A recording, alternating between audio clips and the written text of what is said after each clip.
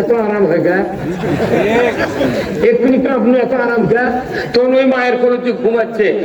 এই শোল যদি আগে জানলে শুনি যে কশ্মীর কাপড় গাওয়ার দিলে আমাকে নিয়ে গরম ধরি শীত লাগবে না, তাহলে ও কানলে শুনি কথা করে। হ্যাঁ, এই বাংলাদেশে কোরআনের আইন কায়েমের জন্য তারা চেষ্টা করছে, কেউ কেউ কালা চলে চিল্লা পাল্লা করছে।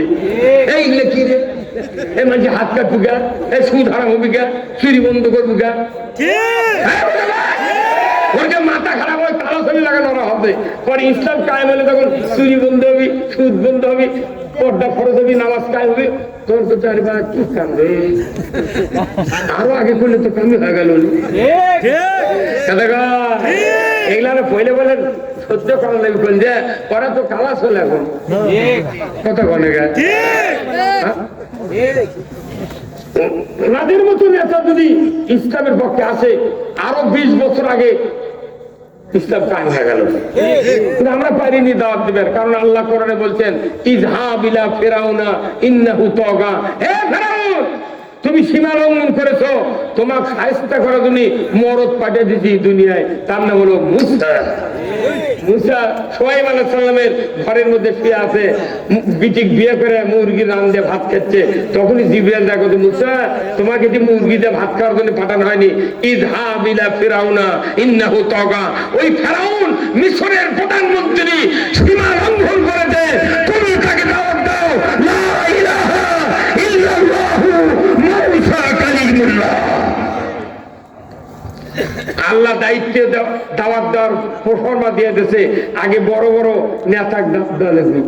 আমরা ওগুলা এমপি চেয়ারম্যান মেম্বারের দাওয়াত না দেয়া আমরা দেখছি কইলে আল্লাহ মূল্য আল্লাহ। কিন্তু ভোটের সময় দাওয়াত কোনো ওই ওই বড় প্রধানমন্ত্রীর ভোটের যে দাম, এটা কল্যাণ আল্লাহর ভোটের হচ্ছে। আমরা গরিব মানুষ নিয়ে কাম করবেন কোন একদিন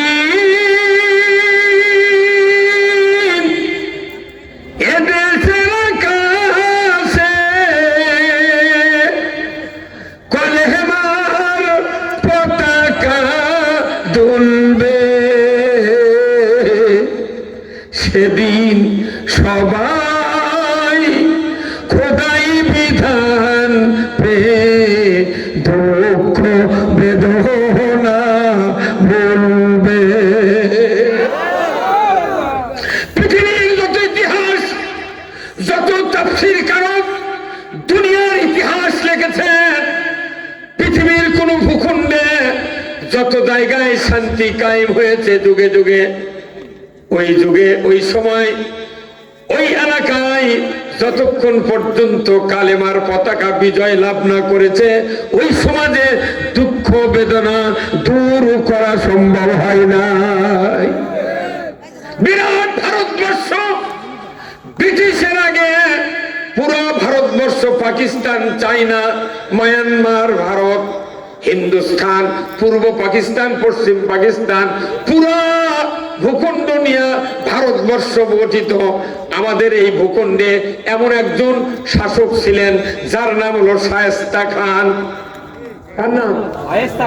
শায়েস্তা খানের আমলে ঢাকায় ওনার একটা সেরেস্তা আছে শায়েস্তা খানের। ওনার জামানায় এই পূর্ব পাকিস্তান যারা হয়েছে, তার আগে এই ভূখণ্ডে 1 টাকা দিয়া 8 মণ চাউল জনগণকে খাওয়াইছেন। ধরে কোন আল্লাহু আকবার। 1 টাকা দিয়ে কয় মণ? শুনলি তো ভয় ধরে থাকে। আর যদি 1 টাকা দিয়ে 8 মণ চাউল পান হলে, আমি জীবনে মাছি খেটে চাউল দিয়ে ঘাটা বানানো। চাউল ভালো করে না আদা সিদ্ধ করে পাক করে ওটা যদি ঠিক মতো রাস্তা আটকে গেল হলে কত গনে রে 1 টাকা দিয়ে 8 মণ চাউল পাবেন। এই দেশে আছে, সেই ভূখণ্ড আছে, কিন্তু শাসক বদলিছে, জনগণের কোনো লাভ হয়নি। খালি মুখত কয় 10 টাকা কেজি, কেনার সময় 80 টাকা কেজি। আমাকে কয় যে বাম্পার ফলন, আমাকে কলজা শুকিয়ে গেছে কাদুর মধ্যে হাঁটে হাঁটে কাদুল হাঁটে, কিন্তু ওরা ঢাকার থাকে, ওরা বাংলাদেশের চাউলের ভাত খায়নি, ইন্ডিয়ান বাসমতি চাউলের ভাত খাতে। পাল্লে দিয়ে পাক করতে 1 চাউল এবনা হাত পাক করার পরে একখানি লম্বা হতো। পাকিস্তানি বাসমতি চাউল 500 টাকা কেজি, সুপার শপ থেকে চাপাই থেকে আমরা কিনে নিয়েছি 500 টাকা কেজি পাকিস্তানের চাউল। পাকিস্তান তাগুত দিয়ে চলছে, ব্রিটিশ তাগুত দিয়ে চলছে। আমাদের বাংলাদেশ 54 বছর তাগুতের শাসন করার কারণে জনগণের ভাগ্যের পরিবর্তন হয় না, যারাই ক্ষমতায় যায় তাদের ভাগ্যের পরিবর্তন হয়।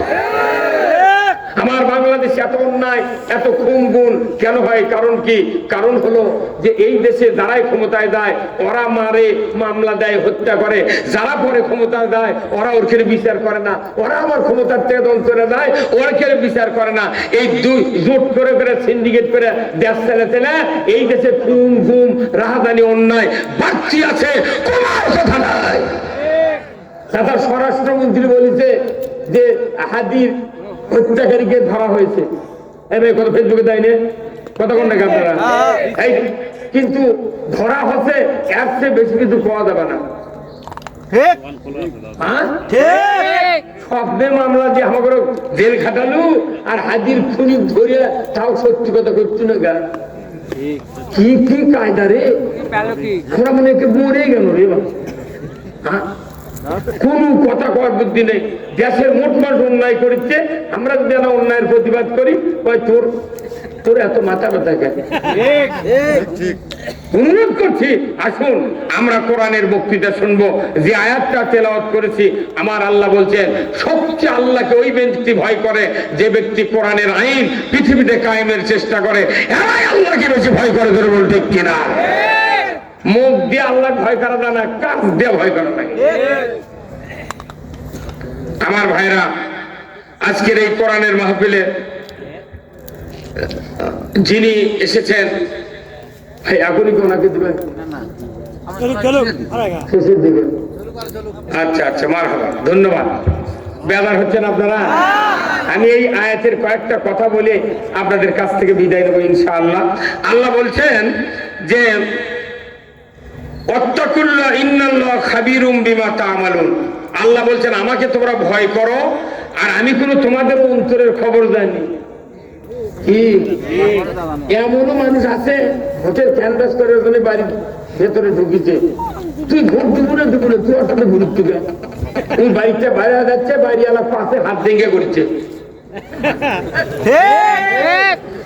আবার একই গ্রামত বাপ একজনের ভোট চাচ্ছে, বেটা একজন ভোট চাচ্ছে। হ্যাঁ কথা কোন জায়গায়?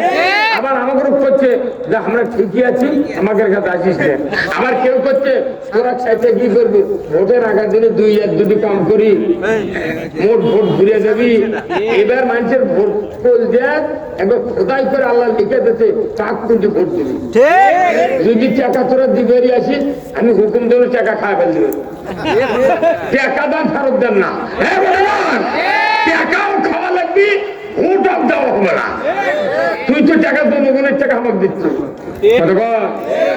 একটা গরুর দাম 1.5 লাখ, খাসির দাম 20,000, আর একটা 270 কোটি টাকার মালামাল একটা মানুষ 4টার সময় ইনক্লোজারের মধ্যে ঢুকে করতে, চাচা এখনো কালি ভরায়নি, তুই আরো হাফ কেজি জিলেবি খাবি।